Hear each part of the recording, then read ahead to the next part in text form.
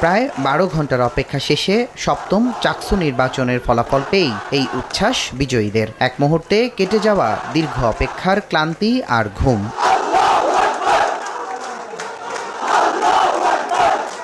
ভোর 4:30টায় শুরু হয় আনুষ্ঠানিক ফল ঘোষণা। যদিও প্রতিটি কেন্দ্রে আগে থেকেই আলাদা আলাদা ঘোষণা চলে আসায় আগে থেকেই আঁচ করা গেছে ফলাফল। এবারে সপ্তম চাকসু নির্বাচনে ভিপি পদে জিতেছেন ছাত্র শিবির সমর্থিত ইব্রাহিম হোসেন রনি এবং জিএস পদেও জেতেন শিবির সমর্থিত সাইদ বিন হাবিব। আর এজিএস পদে জিতেছেন ছাত্রদলের প্রার্থী আইয়ুবুর রহমান তৌফিক। একটি আধুনিক বিশ্ববিদ্যালয় এবং উন্নত বিশ্ববিদ্যালয় হিসেবে গড়ে তুলতে আপনাদের সবার সহযোগিতা এবং পরামর্শ আমরা কামনা করি। ক্যাম্পাসে যত ধরনের সমস্যা আছে সেগুলোর জন্য সমাধানের জন্য আমরা কাজ করে যেতে পারি।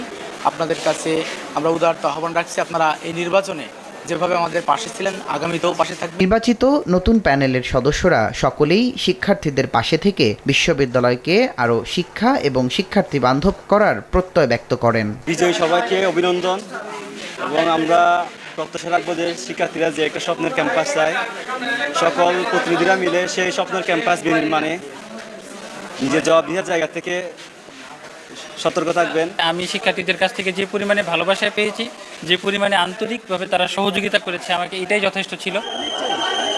এদিকে দিনে তেমন গুরুতর কোনো ঝামেলা না থাকলেও রাতে ফলাফল ঘোষণার আগে সোহরাওয়ার্দী হল সংসদ নির্বাচনে ভোট কারচুপির অভিযোগে উপাচার্য মোহাম্মদ কামাল উদ্দিনকে প্রায় 1.5 ঘন্টা অবরুদ্ধ করে রাখেন ছাত্রদলের নেতাকর্মীরা। দীর্ঘ সময় ধরে চলে উত্তেজনা।